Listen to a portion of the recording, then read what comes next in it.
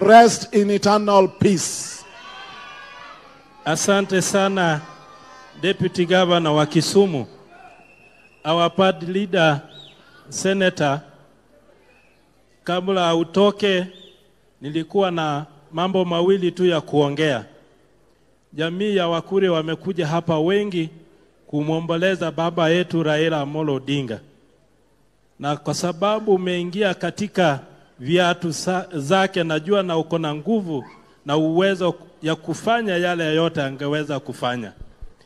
Katika jamii ya Mkuria katika Migori County, our party leader, it was only baba mwenye aliwezesha what we call negotiated democracy.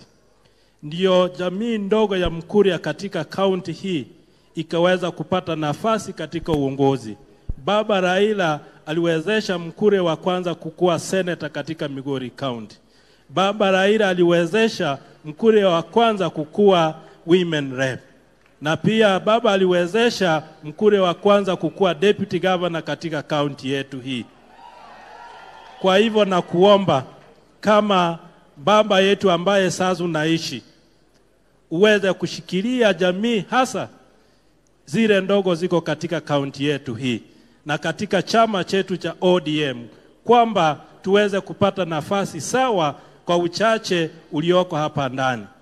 Na pia nichukue hii nafasi, baba Raila Amolo Odinga aliweza kuja katika jamii ya Mkuria, akakaribishwa, akafanywa mzee mmoja ya jamii ya Mkuria.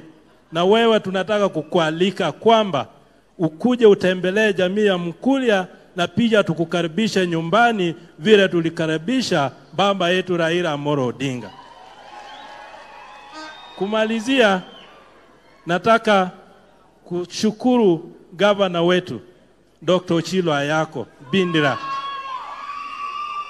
kwa sababu ni kiongozi mmoja ameweza kuunganisha jamii zote ambao tuko hapa Migori County, tumeishi katika jamii moja. Na pia ameweza kupeana nafasi sawa katika jamii zote ambao tunaishi Migori County. Kwa hivyo tunaomba chama chetu na viongozi wetu tuweze kusupport governor wetu kwa uongozi mwingine, wale hasa wako katika broad based government. Wakumbuke kwamba pia jamii ya Mkuria tuko Migori na tuko ndani ya broad based, na pia wakati mnaongea hizo vitu jua tuko ndani kabisa. Kwa hayo yote nataka nimkaribishe kinara ambaye ni kiongozi wa wachache bungeni, Mheshimiwa Junet, aweze kusalimia watu.